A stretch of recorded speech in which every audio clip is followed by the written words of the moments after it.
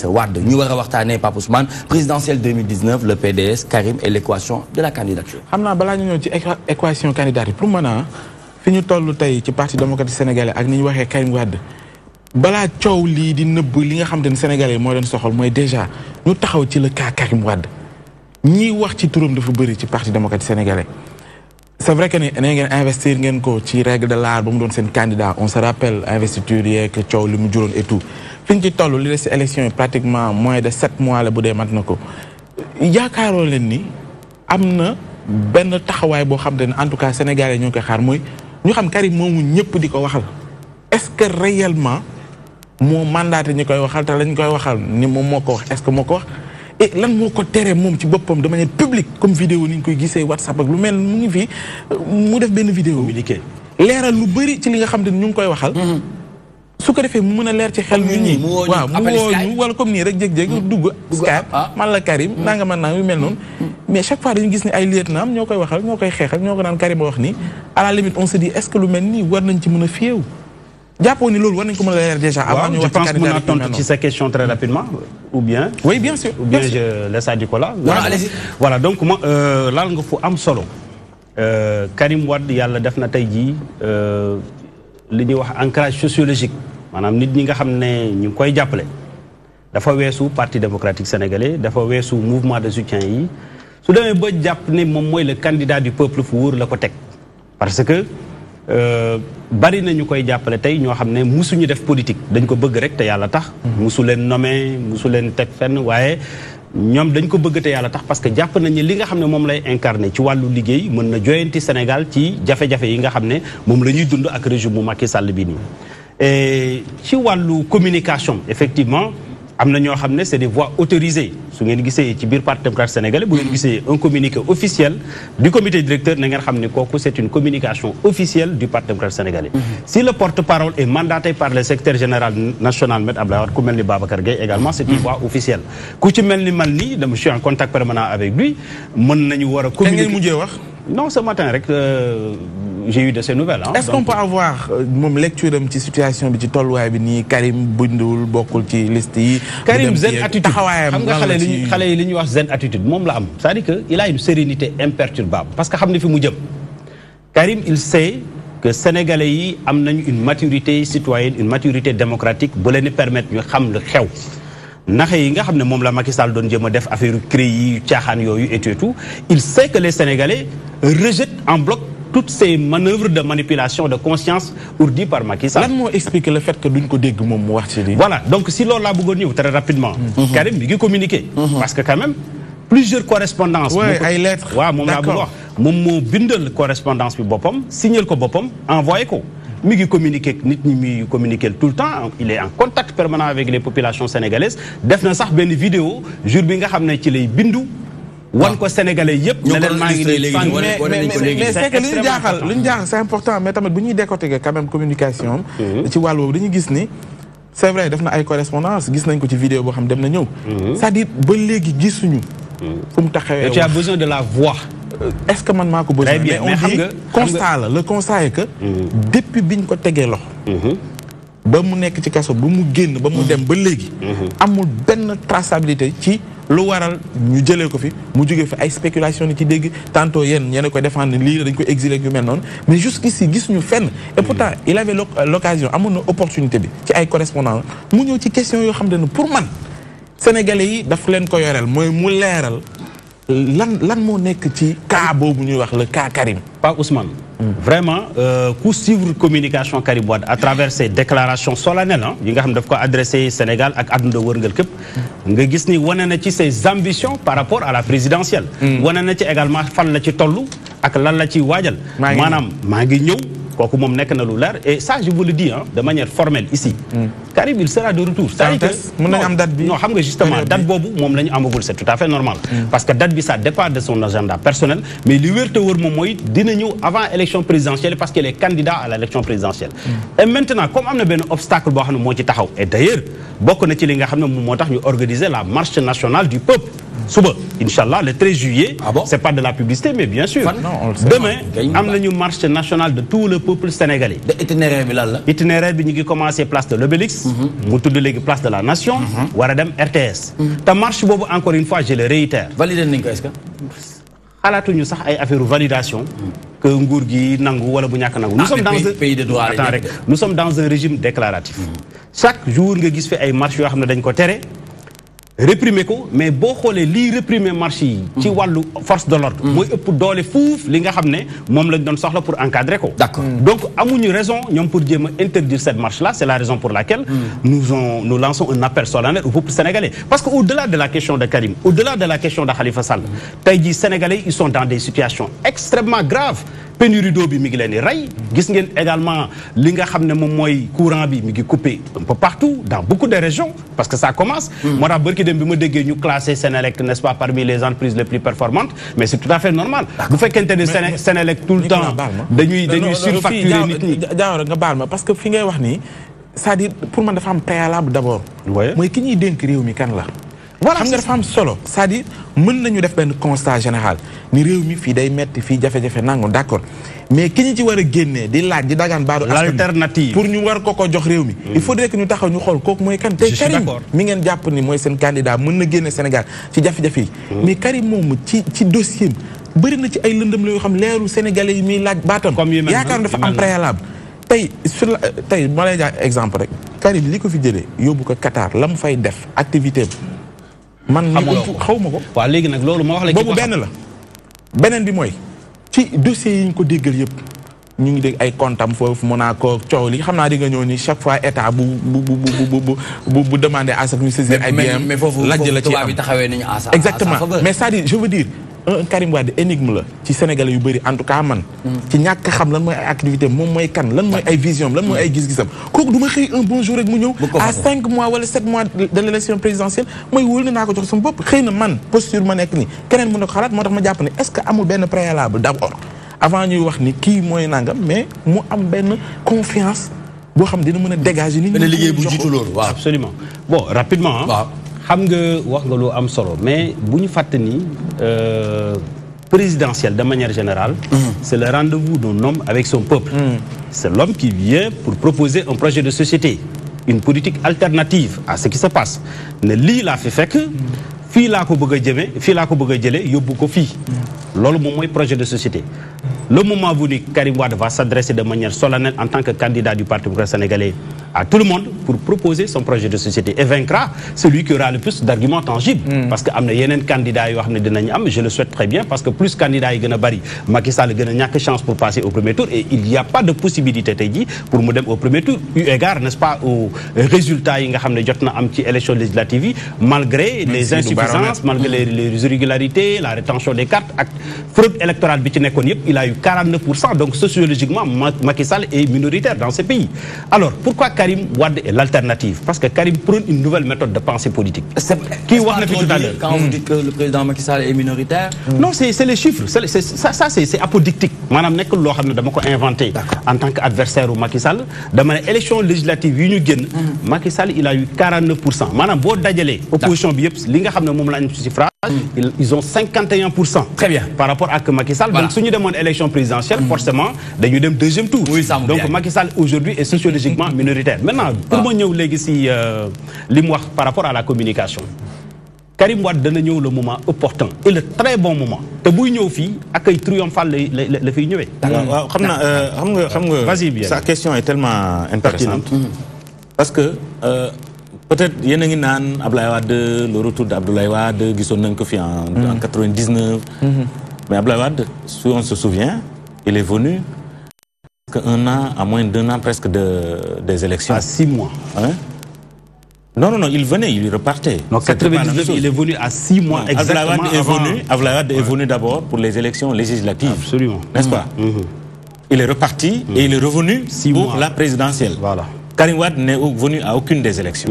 Est-ce qu'aujourd'hui, réellement, est-ce que Karim Wade n'a pas perdu le combat du peuple, je veux dire? Pas le combat entre Mom et Macky Sall, mais est-ce qu'il n'a pas perdu le combat entre lui et son peuple qu'il veut vraiment... kooku dinaa la ci tontu très rapidement xam nga du lépp la ñu mën a wane fii peut-être mënuma fi jël suma portable wala ma jël ay éléments wala ay documents jëleen kon ça va prendre du temps mais Sambou Biagui defal sa enquête yow en tant que journaliste enquête bu objectif nga laaj sénégalais yi ñoom danañ la wax xam nga.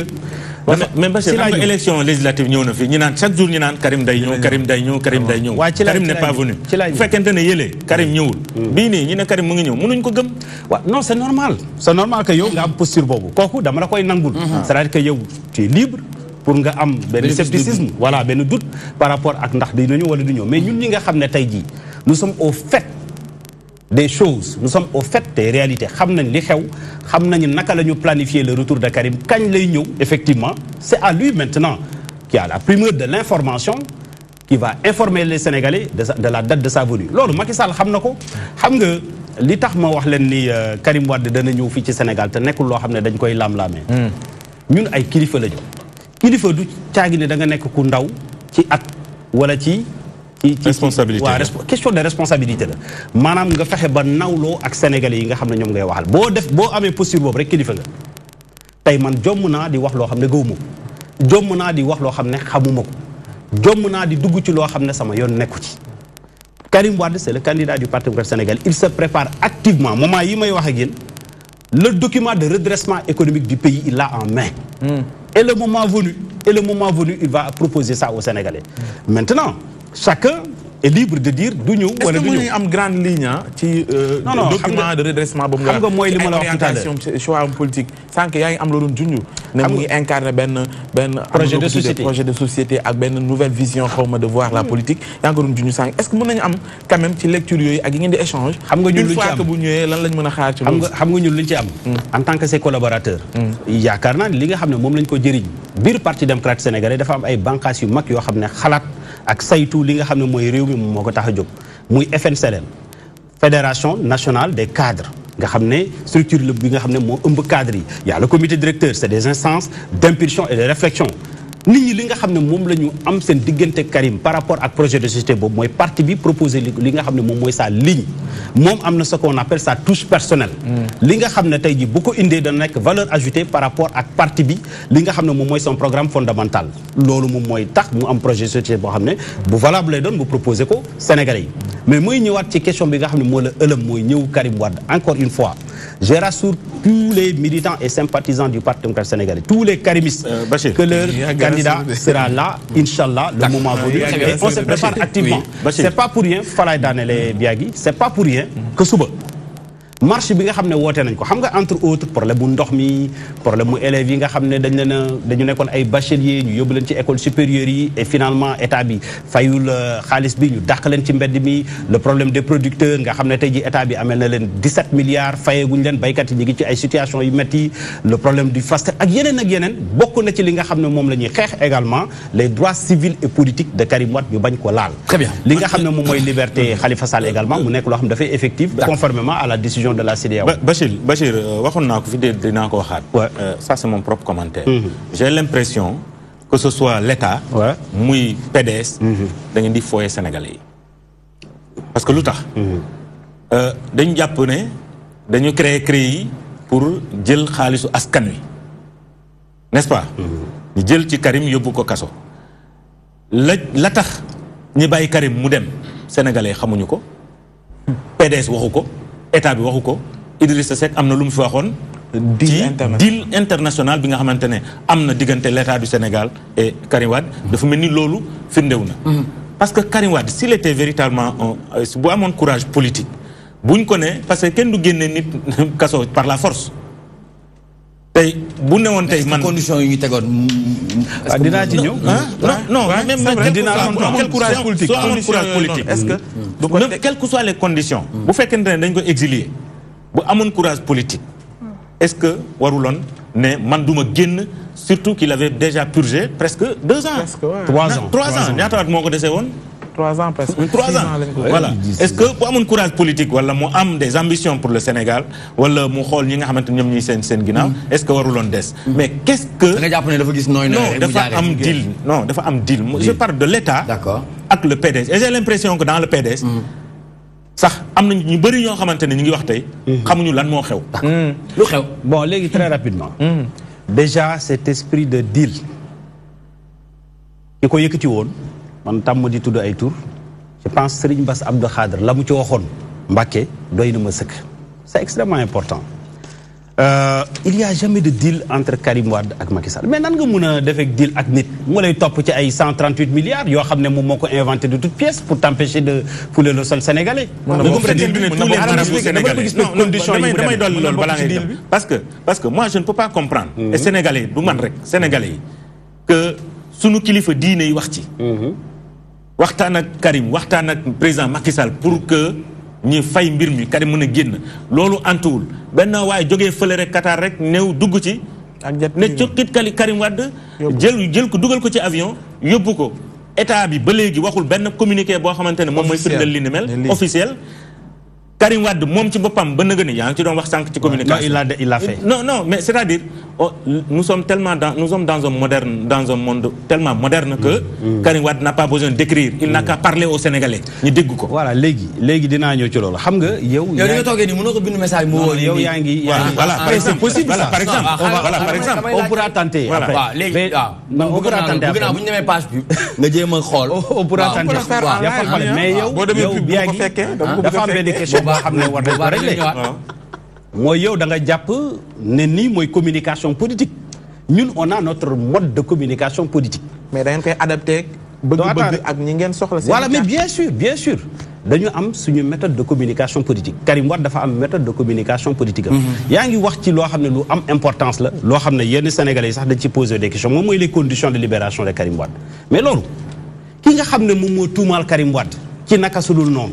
Instrumentaliser la justice wala créer une juridiction spéciale boo xam ne ça ne répond pas aux standards internationaux du droit ba nga xam ne li ñuy rendre fii comme décision ñoom fu ñu génn ci àdduna bi muy commission rogatoire yi ji ci tribunaux yi ji ci instance de décision yi fu ñu mun ci dem dañ Macky Sall dafay perte kooku noonu malgré tout mu condamné Karim Wade dugal ko prison toog ba guddi 21h 22h 23h ut mallette diplomatique dugal fa ay agent ministère des affaires étrangères administration pénitentiaire forcé ko defar ko passeport diplomatique paqueté ko yóbbu au niveau de l'aéroport dugal ko ci avion mu dem ngeen ne kooku Karim Wade moom Karim Wade n'a jamais attends je termine dama bëgg a la révéler parce que amul manipulation Karim Wade je le dis ici et je le réitère c'est pas une révélation c'est une vérité Karim Wade n'a jamais demandé une quelconque grâce à Macky Sall mais waroon na refuser mosul laaj grâce mais bien sûr mais il a refusé parce que am na jot jóge prison alors que l'armée est là